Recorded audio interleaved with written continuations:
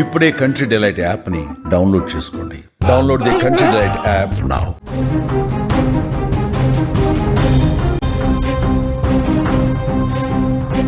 మొంతా తుఫాన్ గుబులు రేపుతోంది. చెన్నైకి 640 కిలోమీటర్ల దూరం, వైజాగ్ నుంచి 740 కిలోమీటర్ల దూరంలో కేంద్రీకృతమైనటువంటి ఈ యొక్క తీవ్ర వాయుగుండం గంట గంటకు బలపడుతుంది. సోమవారానికి తుఫానుగా, మంగళవారం ఉదయానికి తీవ్ర తుఫానుగా మారి అదే రోజు రాత్రి కాకినాడ సమీపంలో తీరాన్ని దాటేటువంటి అవకాశం ఉందని వాతావరణ శాఖ అంచనా వేస్తుంది. దీని ప్రభావంతో రాష్ట్రంలో రాబోయే 4 రోజులు కుండపోత వర్షాలు తప్పవని అధికారులు హెచ్చరిస్తున్నారు. బంగాళాఖాతంలో బలపడుతున్నటువంటి మొంతా తుఫాన్ ముప్పు నేపథ్యంలో ఆంధ్రప్రదేశ్ రాష్ట్ర ప్రభుత్వం ఇప్పుడు హై అలర్ట్ ప్రకటించింది. రాబోయే 48 గంటలు అత్యంత కీలకం కానున్న నేపథ్యంలో విపత్తును సమర్థవంతంగా ఎదుర్కొనేందుకు అధికార యంత్రాంగాన్ని ముఖ్యమంత్రి చంద్రబాబు నాయుడు పూర్తి స్థాయిలో సన్నద్ధం చేశారు. ముందు జాగ్రత్త చర్యలపైన ఆదివారమే అన్ని జిల్లాల కలెక్టర్లు, ఎస్పీలు మరియు ఉన్నతాధికారులతో టెలికాన్ఫరెన్స్ నిర్వహించారు. ఈ సందర్భంగా ఆయన అధికారులకు పలు కీలక ఆదేశాలు కూడా జారీ చేశారు. తుఫాను ప్రభావిత జిల్లాలన్నిటిలో తక్షణమే కంట్రోల్ రూములు ఏర్పాటు చేసి వాటిని 24 గంటలు పనిచేసేలా చూడాలని కూడా ఆదేశించారు. వివిధ శాఖల మధ్య సమన్వయం లోపించకుండా చర్యలు తీసుకోవాలన్నారు. సీఎం ఆదేశాలతో ఇప్పటికే కంట్రోల్ రూమ్లను కూడా ఏర్పాటయ్యాయి. వాటికి సంబంధించిన టోల్ ఫ్రీ నెంబర్స్ను కూడా మంజూరు చేశారు. తుఫాన్ తీవ్రత ఎక్కువగా ఉండేటువంటి అవకాశం ఉన్న జిల్లాలకు పర్యవేక్షణ కోసం ప్రత్యేక ఇన్ఛార్జ్ అధికారులుగా సీనియర్ ఐఏఎస్, ఐపీఎస్లను కూడా ప్రభుత్వం నియమించింది. వీరు జిల్లా యంత్రాంగానికి సహాయక చర్యలలో మార్గనిర్దేశం చేస్తారు. సహాయక బృందాల మోహరింపు కూడా చేపట్టారు. ఎన్డీఆర్ఎఫ్ కానీ, ఎస్డీఆర్ఎఫ్ కానీ ఈ యొక్క బృందాలను ఇప్పటికే తీర ప్రాంత జిల్లాలలో ముందు జాగ్రత్తగా మోహరించారు.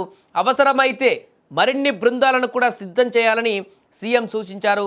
ఇక విద్యుత్, తాగునీరు, రోడ్డు కనెక్టివిటీ వంటి అత్యవసర సేవలను కూడా అంతరాయం కలగకుండా చూసుకోవాలని, నష్టం జరిగిన వెంటనే వాటిని పునరుద్ధరించడానికి సిద్ధంగా ఉండాలంటూ కూడా ఆదేశించారు.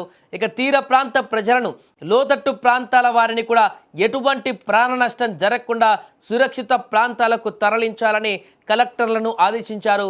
ముఖ్యంగా అధికారులంతా కూడా సెలవులు లేకుండా అప్రమత్తంగా ఉండాలని, ప్రజలకు ఎప్పటికప్పుడు సరైన సమాచారం అందించి వారికి ధైర్యం చెప్పాలని కూడా ముఖ్యమంత్రి ఆదేశించారు.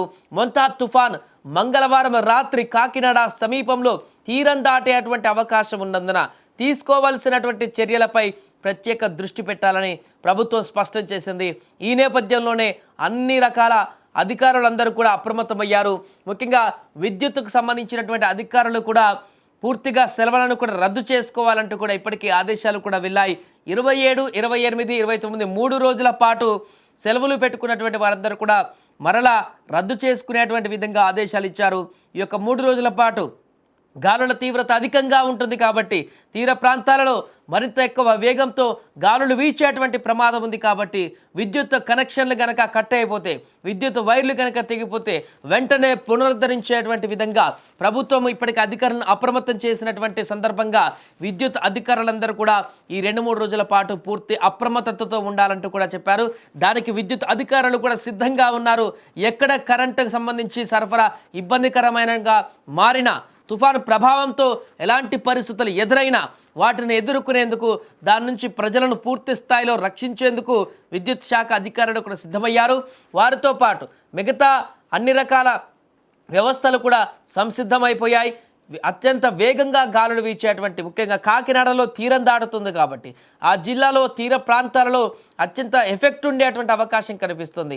అక్కడ ఇల్లులు కానీ, అక్కడ ఉన్నటువంటి నిర్మాణాలకు కానీ ఎలాంటి ప్రమాదం ఏర్పడినా, ఆ గాలుల తీవ్రతకు ఎలాంటి ఇబ్బందికరమైనటువంటి పరిస్థితులు ఏర్పడినా వాటిని వెంటనే మళ్ళా నష్ట నివారణ చర్యలలో భాగంగా వాటిని అప్పటికప్పుడే పునరుద్ధరించడానికి కూడా అధికారులను సిద్ధం చేశారు.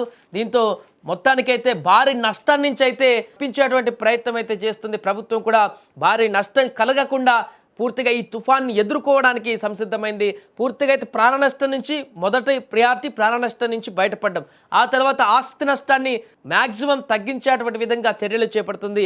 దీనిలో భాగంగానే తీర ప్రాంతాలకు ఇప్పటికే రెస్క్యూ బృందాలను కూడా అప్రమత్తం చేసింది. తీర ప్రాంతాల్లో ఉన్నటువంటి అన్ని ఏరియాలలో కూడా ఎక్కడైతే ఎక్కువ జనాభా ఉన్నటువంటి తీర ప్రాంతాల్లో ఉంటారో ఆ ప్రాంతాలలో కూడా ప్రత్యేక నిఘా పెట్టింది.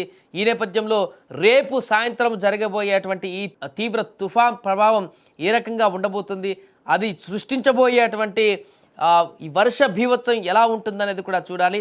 ఏదేమైనా కూడా ఇప్పటికే దాని ప్రభావం మొదలైపోయింది. ఆంధ్రప్రదేశ్లో వర్షాలు మొదలైపోయాయి. ఈరోజు తుఫాన్గా మారిపోయింది. రేపటికి అది తీవ్ర తుఫాన్ అంటే ఇంకా ఈ ప్రభావానికి ఇంకా మించి అత్యంత ప్రభావంగా భారీ సైక్లోన్గా మారింది కాబట్టి దాని తీవ్రత ఎక్కువగా ఉంటుంది. కాబట్టి చాలా జాగ్రత్తగా ఉండాలంటూ కూడా ఇవాళ రేపు అధికారులను అప్రమత్తం చేస్తుంది ఏపీ ప్రభుత్వం. చూడాలి రేపు ఈ యొక్క దీని ప్రభావం తీర ప్రాంతాల్లో ఏ రకంగా ఉంటుందనేది.